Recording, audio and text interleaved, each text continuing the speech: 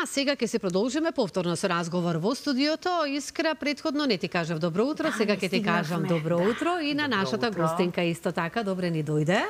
Братислава Танасковиќ, раководител на проектот Клин Аеродром. Точно го кажавме така? Така. А ќе зборуваме за нулта цврст отпад во општина Аеродром, меѓутоа и другите општини можеби да земат пример од вас, така?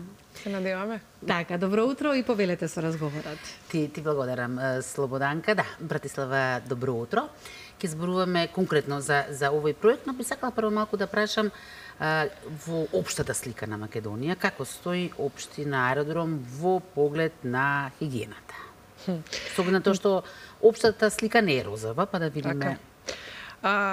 Хигиената на еден јавен простор и на општината во која што живееме и го споделуваме секојдневието е доста комплексна работа, која што не зависи само од општината. Тука има надлежности споделени на комуналното предпријатие и на град Скопје. Секако верувам како и општина Аеродром, така и сите општини во градот и во Македонија се залагаат со своите максимални напори да го напредат животот на своите граѓани. Перцепцијата на граѓаните не е розова од многу аспекти, од некои стари навики, можеби од надежта дека се треба да се погрижи општината, односно државата, можеби од она што и да се прави да не биде во мојата општина или да не биде во мојот двор. А кога се земаат добри примери, тогаш сме очени, а не го гледаме тоа како инспирација.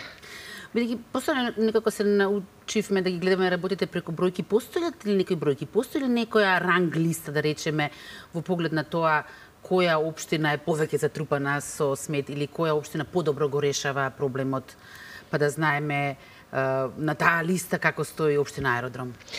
Па, се надпреварувате ли меѓу себе, можеби, на тоа поле? Се надпреваруваме конкретно и еве овој проект кој што беше напишан 2020 година се заснуваше на некои тогашни состојби, можности за селектирање и рециклирање на отпад од пакување. Па дури сега, при крајот на 2024 година, можеме да воочиме некои конкретни состојби, бројки и слично. Секако, кога беше одобрен 2021 и кога го почнавме фактички проектот 22, моравме да направиме многу приспособување на теренот, не само заради временската разлика, туку и заради тие состојби на терен. Примерот по кој што овој проект е напишан е идеален, тоа е Лјубљана.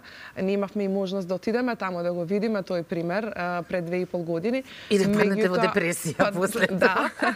Меѓутоа залагањето почнува од самата локална заедница и затоа овој проект е главен донатор е Европска унија и во рамките на тоа ЕУ за општините, значи имале идеја и верувам дека можеби и таа програма ќе се продолжи. Покрај општина Аеродром уште 7 општини да поддржат за вакви наречени иновативни идеи во рамките на претходната ИПА 2 програма. Братислава, она што е специфично да речеме за општина Аеродром е што е една исклучително населена општина. Така има многу и млади луѓе, но кога има многу луѓе има и повеќе отпад. Се создава колку токму решавањето на проблемот со отпадот е проблем за една општина генерално, колку одзема од целата нејзина работа.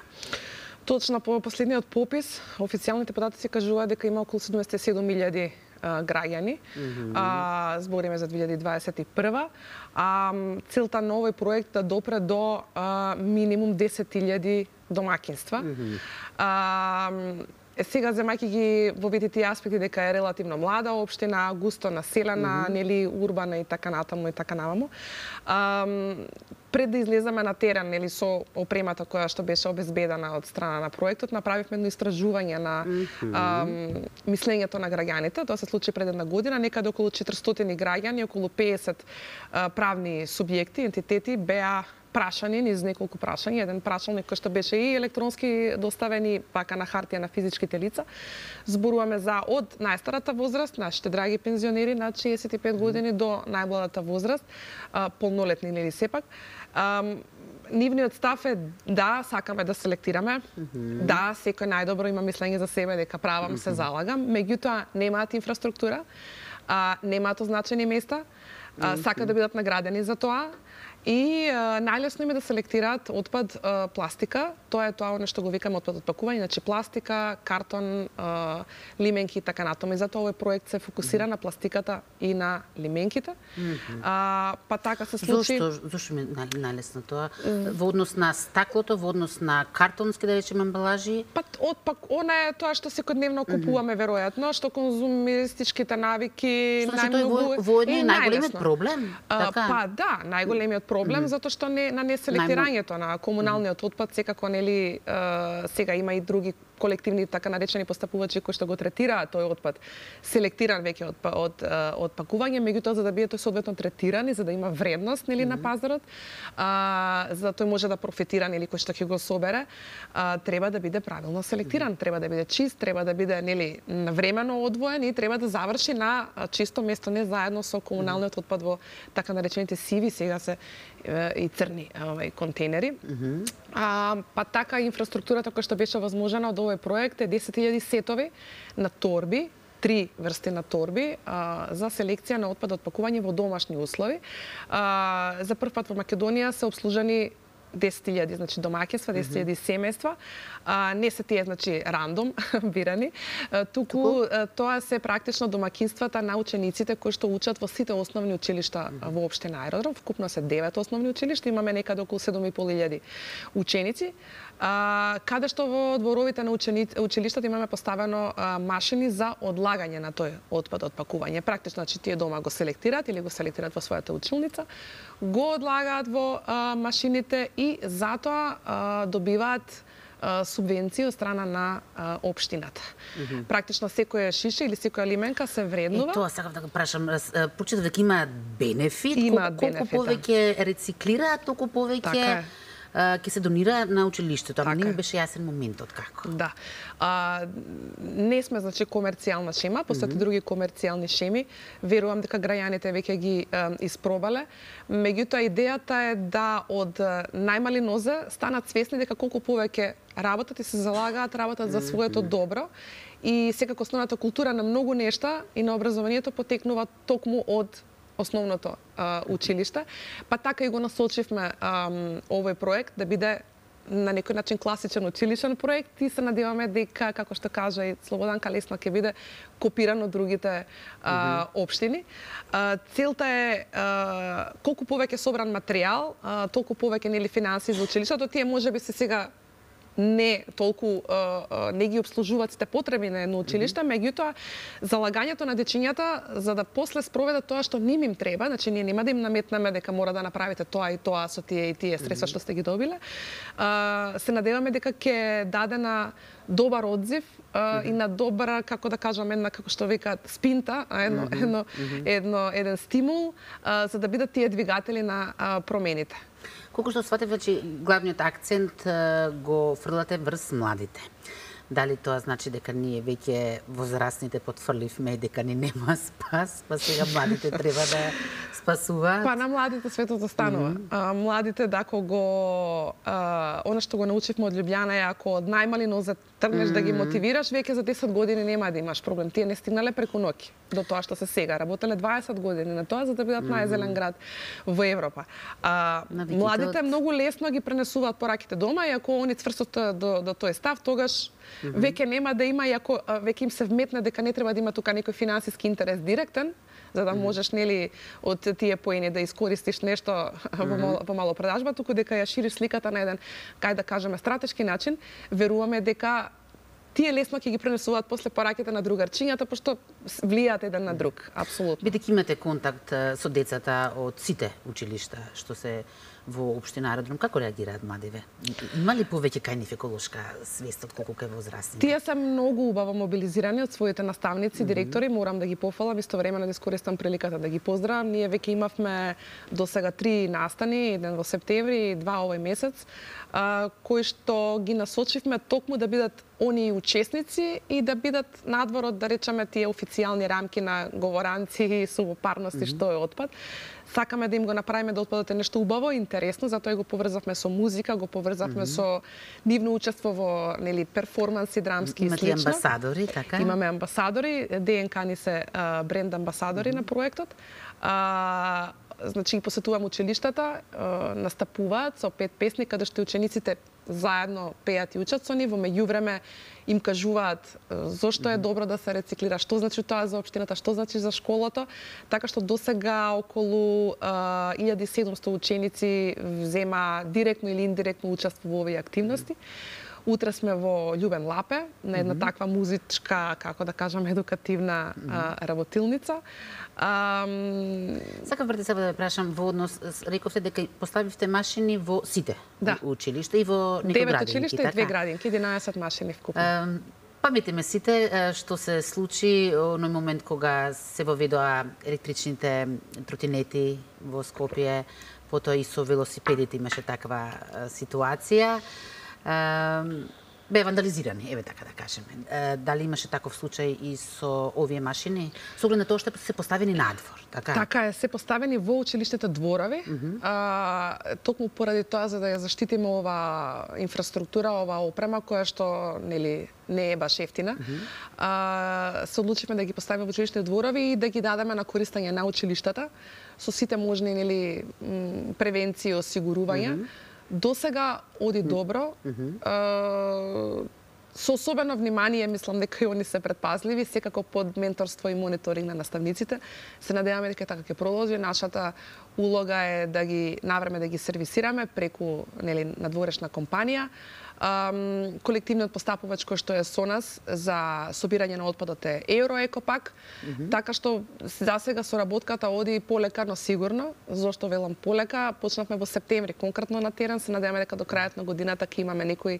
Да, но проектот започна 1 јануари 2020, така? 22. 22. Аха, добро. Па имаше значи, се уште 3 години ќе трае? Завршува практично до крајот на оваа година. Може да имаме уште некој месец продолжување. И после тоа што правиме? После тоа одржуваме. После тоа одржуваме, го вдомуваме во јавното комунално предпријатие на општина Аеродром. Оставаме си од материјал кој што сме го направиле од проектот.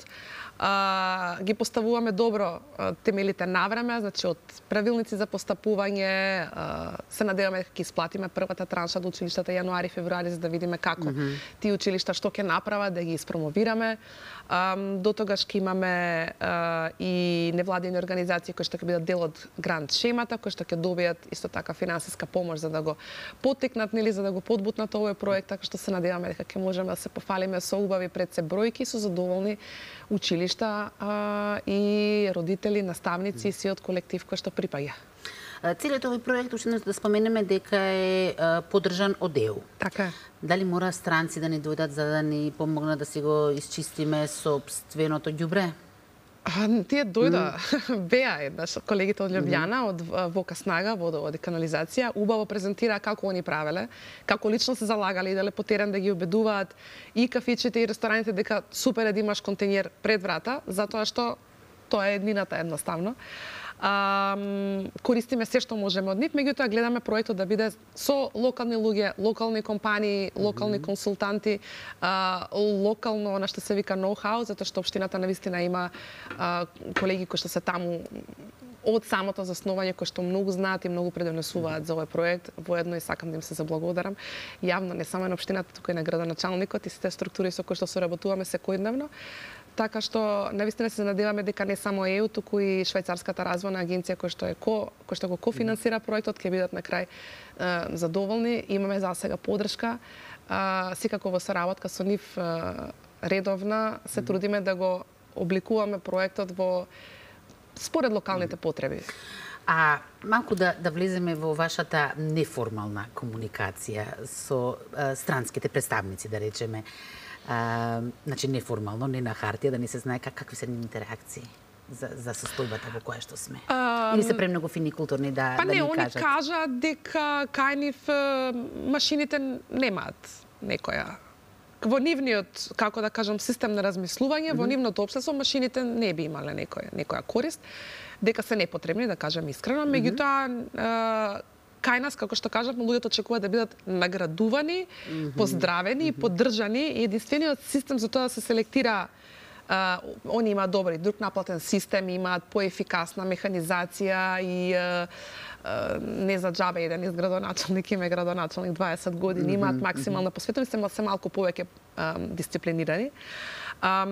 Меѓутоа, се одушевени колку е општината урбана, колку е добро организирана, колку има, не знам, од хотел до трговски центар, тоа, например, кај нив е едноставно невозможно, меѓутоа, она што го сугерирате дека не треба да биде само општината во оваа приказна, туку треба да се, како да кажам, да се агрегира со други општини, како што е случајот со нивниот центар за рециклажа Ерцеро, каде што обслужува повеќе општини, не само во регионот на Љубљана, значи некаде околу 20 и нешто општини под една капа, така што тоа, да кажеме, обединување можеби ни фали, ќе видиме во иднина како ќе оди меѓуопштинската соработка за да ја постигнеме таа цел, за да бидеме пофалени од колегите од ЕУ.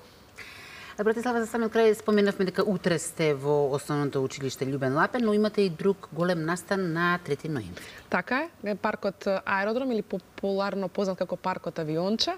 На 3 ноември во 12 часот ќе имаме повторно музички настан на кој што покрај солистичкиот концерт на ДНК ќе настапат и детскиот хор на фестивалот Поточиња и денс клубот Аква Денс. Не само за аеродромци, туку и за сите наши сограѓани би сакала да ги поканам да повелат со нас да заедно под покровителство на Евроекопак да го промовираме, нели, рециклирај, донирај подобри, концептот на овој проект и заеднички да се заложиме за почиста и поурбана заедница во која што живееме. И да им напоменеме да не фрлаат отпад додека сте се на тој концерт. Да, ќе обезбедиме ни канти. После тоа, ни пред тоа. Евроекопак се тука да ги обезбедат канти, да го селектираме на лице место и да ги поканиме да обратат внимание не само на пластиките или меките, туку и на стаклото и хартијата. Ти благодарам многу, Братислава, на ова твое гостување, колешке. Дали Одлично. Ја задоволивме вашата љубопитност? Да, одлично, како сигурно и на нашите гледачи. Сето она што имавте можност да го кажете, јас ќе упатам еден збор кој вели секоја чест. И продолжете и понатаму така. Благодарам. Благодарам и за гостувањето.